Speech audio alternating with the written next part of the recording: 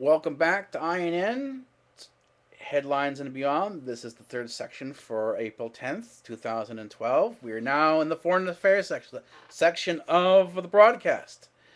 And what I need to explain to you now is that I have two more clips to show you from CNN. These are from Anderson Cooper's 360 keeping them honest and beyond. The whole show is about sort of is supposed to be keeping them honest, but they have a specific section. So one is from the specific section, and the other one uh, is an added clip. These are two clips. One is an older clip, and then the second one is a newer clip. And what I want you to do is pay attention to what is said on both of these clips, and then I'll disclose where my position stands on this, and then the sources that I found that stand against what you're going to see in the clips here. Now, as I said, the Republicans have a huge problem with their xenophobia, and they really don't understand the world at large. And I'll explain to you why after these clips. That you were calling for basically U.S. Planes just flying bombing runs. You're not calling for that. You're calling for other nations in the area as well. Absolutely, and it's unfortunate because I said foreign air power. In Libya, they were able to do it with British and French and others, and UAE aircraft and others. We have the capacity, in my view, to stop Assad and this slaughter. Now it's reached the point where you have artillery and tanks against AK-47s. It's going to require foreign air power, and again, the United States not going alone, but the United States leading.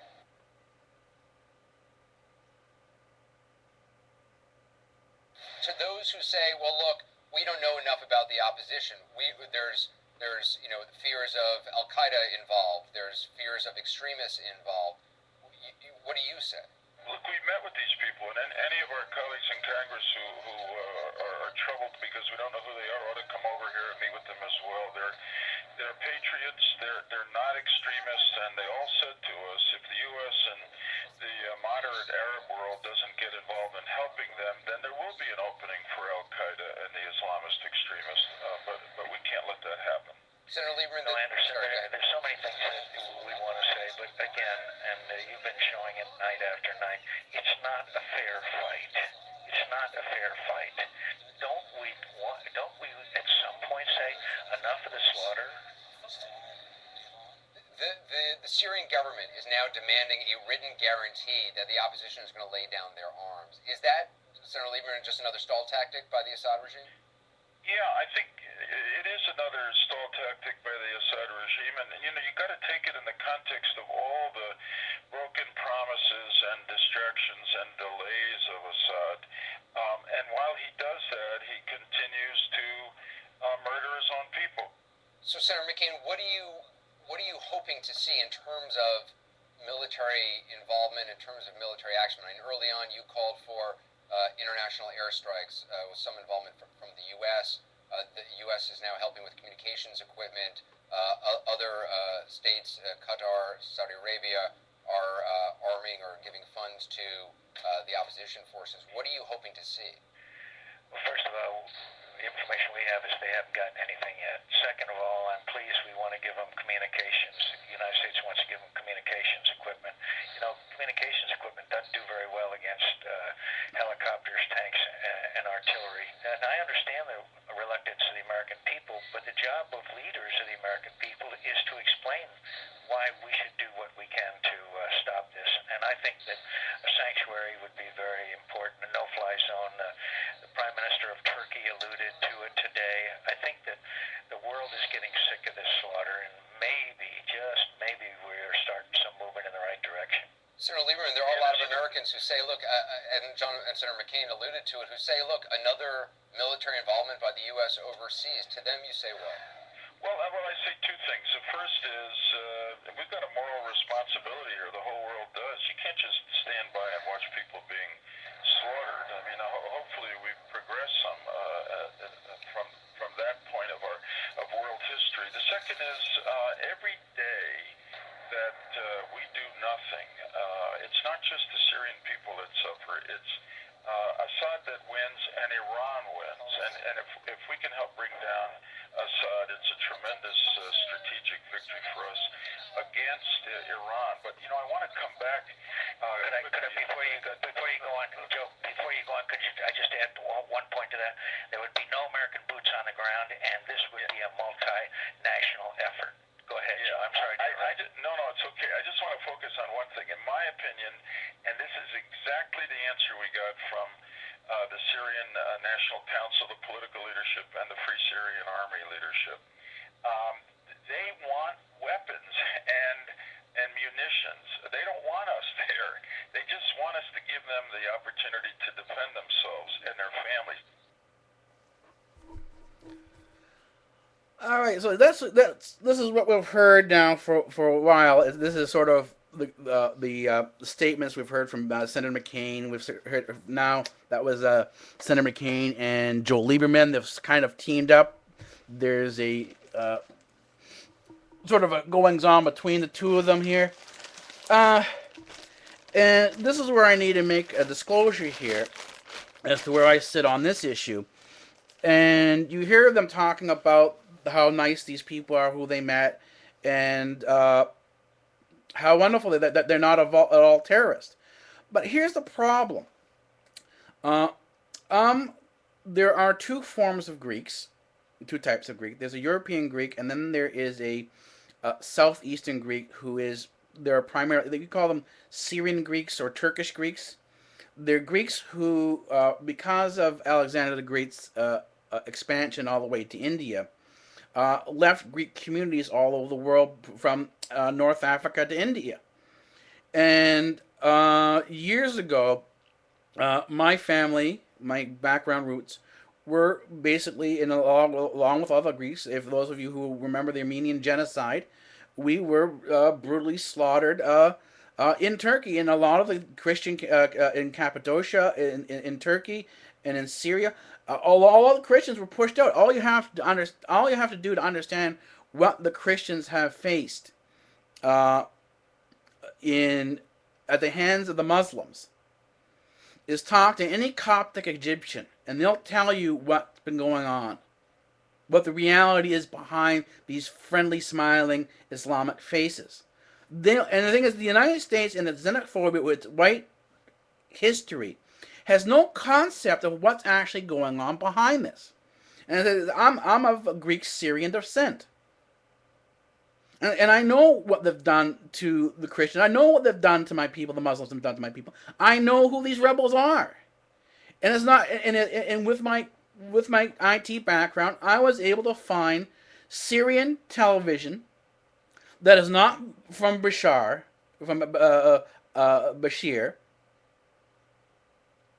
that is not part of the Assad regime's. I know Syrian state TV. I've got access to it, even though it's been banned in the United States, and you're not actually able to see what's going, what the full reports are. A lot of this stuff has been banned in the United States. I even found that the reporter who said that it was shot, what they're not telling you in the news is who the reporter was. The reporter was from a banned Islamic TV station. That's who the reporter was. And the thing is, you can't see this in the United States because the IP has been blocked.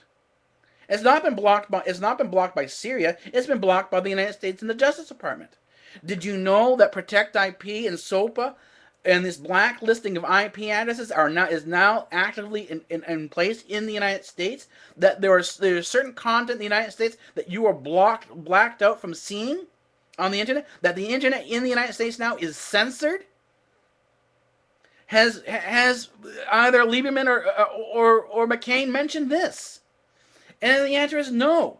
And when you find the videos that they're playing in the background at CNN to be videos from Islamic TV stations, this causes great concern, because if all these Islamic groups can get in, and if you see British reporters in there who may not be British reporters, because there are intelligence reports flowing around out there now that the CIA and all these intelligence agencies have successfully infiltrated the media and human rights organizations. That means you don't know whether the human rights organizations or the media that they're talking about, the reporters that are telling you what they're telling you, are really reporters and human rights activists, or are they military agents? We don't know this anymore because they've been able to successfully infiltrate and use upheaval and civil unrest to create regime change and to create wars in countries. This is what false flags are all about. False flags are about create. It's an intelligence operative's tool, an intelligence agency's tool or weapon to create regime change. If they can create a realistic enough environment that looks like there is a real significant issue on the ground, they can bring in, like they did in Libya and like they did in the Iran-Iraq war, like they did in Iraq. Look at the lies that were told about what was going on inside Iraq in the lead up to the Iraq War. That afterwards, after the Iraq War, we found out all this stuff was false. This stuff sounds exactly the same. And when you find all the videos about all the claims about the atrocities going on inside of Syria, on Syrian TV, the Islamic Syrian TV, which is supposedly banned, supposedly off the air, perfectly operating inside of Syria, they're getting their video clips out. They're getting their news out. When you see all this, you need to ask yourself the question: what's really going on, and why are Senators Joe Lieberman and Senator McCain talking about? Well, what they're talking about is they're talking about. If you hear them at the end, they're talking about attacking Syria, and you heard Joe Lieberman say, "Well, this would be a blow against Iran in its nuclear weapon." This has nothing to do about this. This whole thing they're talking about, humanitarian, the moral imperative, that's a lie. It's bullshit. Their main goal is to knock out Syrian air defenses, their air capacity, so that Iran has the opportunity by June to go in, fly through Syrian airspace, attack Iran, and then come back. This is a setup. This is a military operation. This is a strategic maneuver to attack Iran. It has nothing to do with Syria. It has nothing to do with the Syrian people. It has nothing to do with humanitarianism. This is about war and military strategy. And the thing is, none of this stuff is actually getting to the United States. Where do you go find this? You could have found it on Islamic TV channels, but you can't do that because they're all banned in the United States. So where do you go to find this stuff? You go to Israeli newspapers. You go to the Israeli media, and you can find the information there, and that's what I talked about last night. Even though they hadn't brought this out, the Israeli media had already been talking about it. They had already talked about the June deadline for the attack on Iran by Israel. They've already talked about, as I said, reporting on the Israeli situation there. They say, Israeli officials say it remains unclear how far Washington will go to help bring about Assad's downfall. They say Syria might become a failed state if unrest continues, with Hezbollah and Iran on one side and Al-Qaeda inspired Sunnis and other on the other side consolidated from. This is from the Israeli media. We just heard Joe Lieberman and Senator John McCain saying that these people aren't Al-Qaeda. And yet in the Israeli media, this is exactly what they're saying. And in the comments, we saw this again in the comments, right? Here are the comments, and I'll read the comments to you again, right? We'll never be able to bring back the Iran-Iraq war, but this is the next best thing. A comment from an Israeli person inside Israel about this whole situation. So you don't understand this whole Syrian conflict that's going on in Syria now. The concern has to do with Iran. The focus is on Iran, right?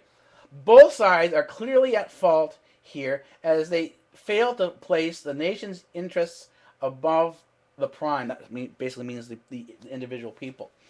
The government is too selfish, and the opposition is possibly riddled with outside government and non-governmental involvement. They're talking about the CIA. They're talking about MI6 from the UK. They're talking about French mercenaries in the French military involvement, and this can be easily pointed back to the gunman in Toulouse and its particular issue, and that may even be a false flag event, because no one knows exactly what's going on with that thing. That whole thing stunk. This whole Toulouse government thing stunk from day one. There is still something that's not right about this. Then as it continues on, it says the comment continues on, this horrible conflict that will only resolve if the government and the opposition representatives engage in direct negotiation and cough up a compromise. I don't see this happening, unfortunately, as both sides are adamant in their positions. And here's the final statement. The only beneficiary in this conflict is undoubtedly Israel. And again, they're referring back to the Iran-Iraq war, and they're referencing to Israel's policy of destabilizing the region around them so that they can look like the best democracy in the region, and they don't have to then, they can turn around and say, oh, well, the Palestinian issue is not a paramount issue. Look at all of the problems going around the Middle East. Leave us alone leave us alone and allow us to eliminate the Palestinians. That's where the argument's coming in from. And there are activists, Israeli peace activists, who will agree with this and have said these very same statements. And as I said, here's the next one. Amazing how Israel and the United States have mastered the art of manipulating and warping events and words. Right? These same terrorists that are carrying out orders of Saudi Arabia under the supreme command of the United States are the same terrorists Americans are supposedly hunting down in Iraq and Afghanistan. What a charade. Again, this whole lie that's being played out now on CNN in front of American media is being called out by the Israeli public. It is not being seen in American media. This is something that's not seen. This is something they will not approach. They will never bring this stuff in. Why? Because both the Republicans and the Democrats are beholden to one particular group, and that's called AIPAC. That's the American Israeli Political Action Committee. This is a political group, like all the other PACs and super PACs, who are specifically geared to changing and pushing policy in the United States because they know American policy and politics affects the entire world, both domestically and foreign. So let's go on to the next comment here. The U.S. kills them in Yemen, hails them in Libya, arms them in Syria, and most likely trains them in Langley. In other words, they're connecting Al-Qaeda and the jihadist terrorists back to the CIA and CIA operations. Again, talking about false flag operations.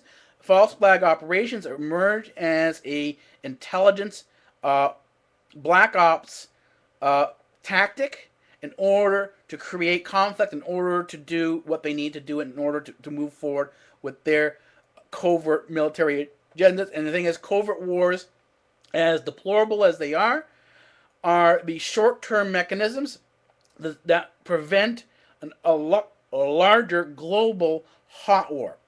World War II was a hot war. World War III was the war on communism. That was a covert war because it was fought behind the scenes in very much the same way we're seeing being played out now. So what are we on now? Are we watching for World War III? No.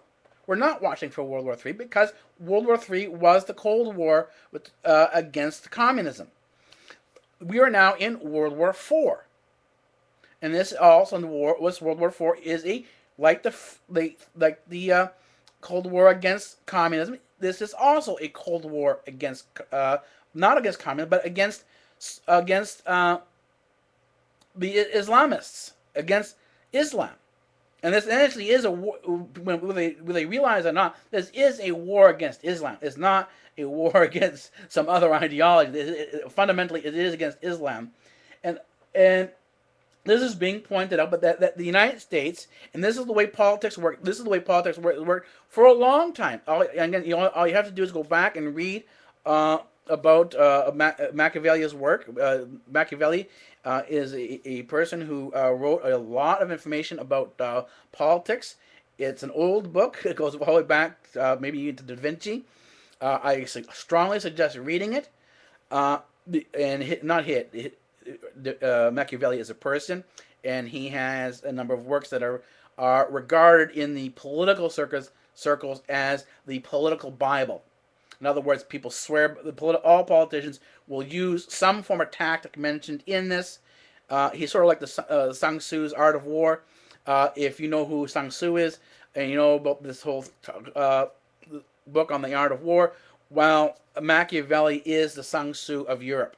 So politicians typically follow this as their thing there. So then they go on. This goes on, and it says the last comment here: Al Qaeda, my ass. Whatever really happens in Syria will be the U.S. and Israel false flag operation disguised as Al Qaeda.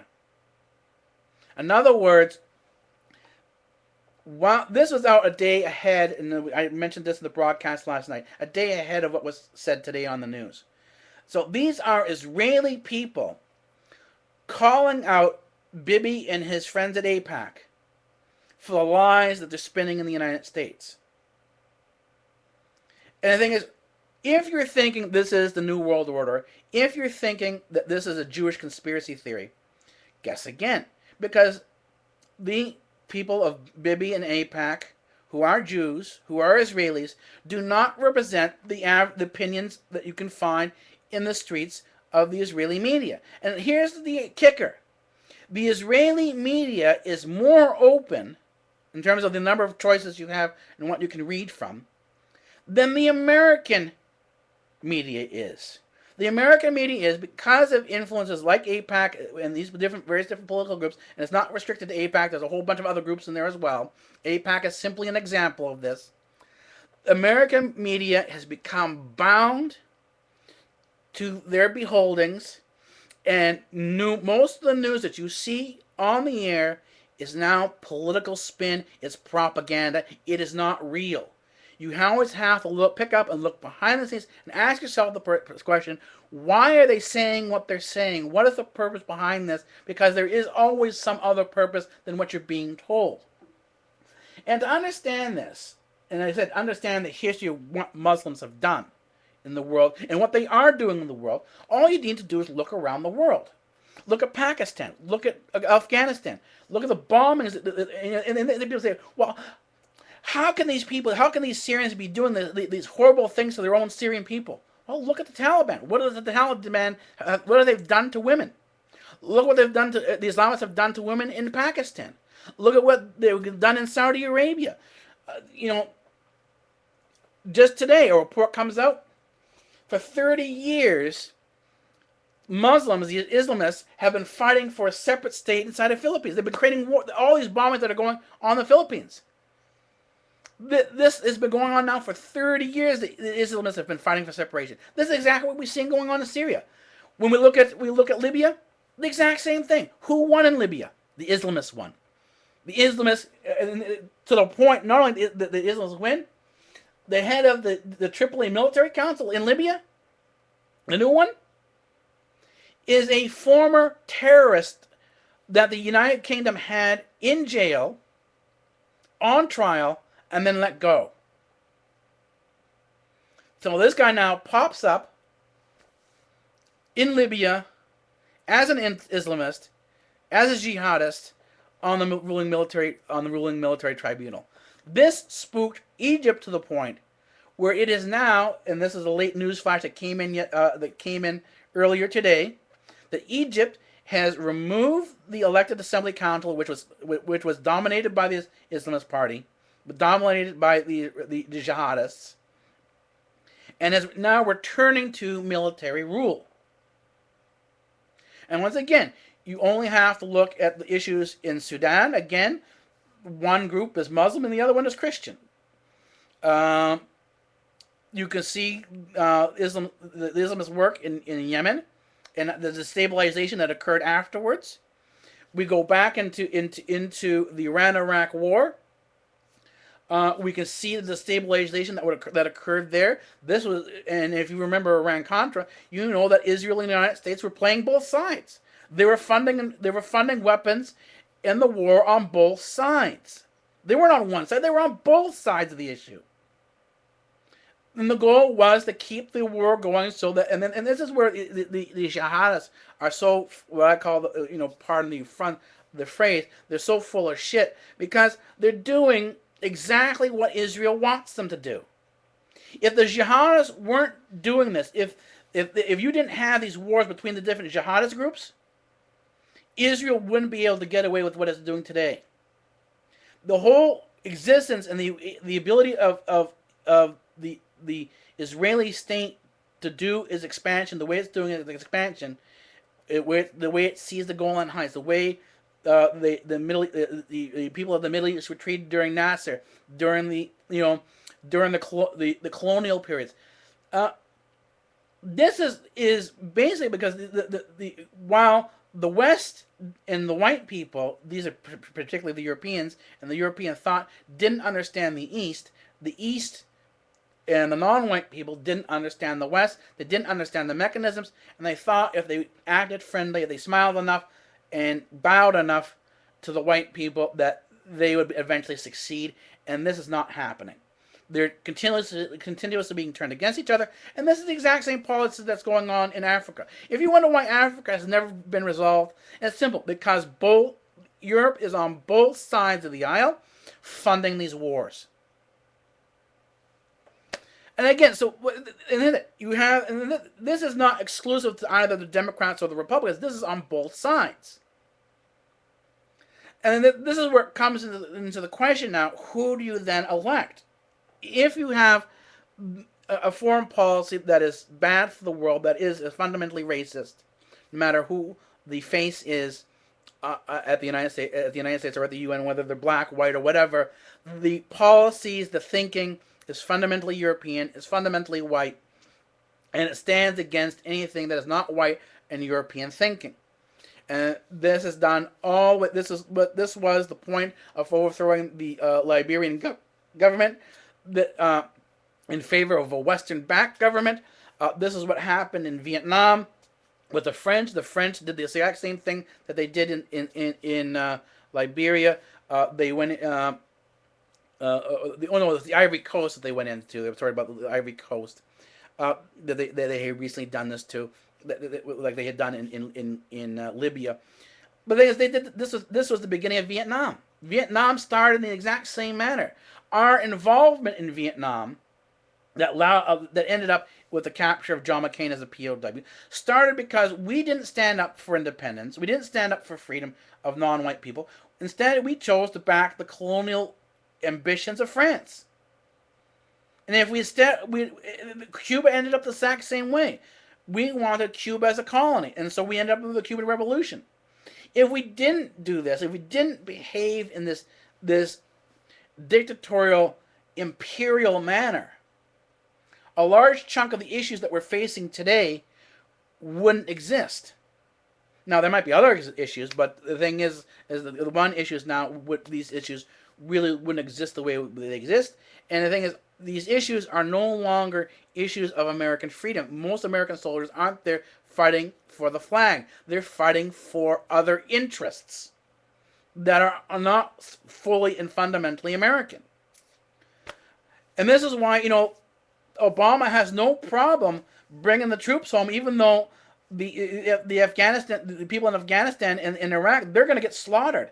They've already started back again, bringing some of the laws back against the child that allows men to marry children at an early age, marry girls at a very early age, from like 8 to 5. These laws are starting to creep back into Afghanistan. The Taliban is starting to creep back into Afghanistan. So the Americans, and all that American blood that's been spilled, including in Vietnam, for nothing. I'm sorry to say this, but, the way these soldiers have been treated and the lies they've been told speak volumes on how these people, these leaders, these socialists, and so on and so forth, really think about the soldiers' lives and the choices they make in terms of fighting for freedom. This says a lot about who these people are. And if Romney, who says he's for the people, who says he's for small government, and allows private involvement, We need to, if this is his stance, we need to hold him to this. We need to hold him to the Constitution, all the Constitution, not just bits and parts that we like. We have to hold him to all the Constitution. If we don't do this in this election, this will be our failing, our mistake, and our loss, and our fault. So I'll leave you with this. Have a good evening. I will see you tomorrow night for probably a short broadcast. I don't know if anything more will be going on, but anyways, I'll see you tomorrow night.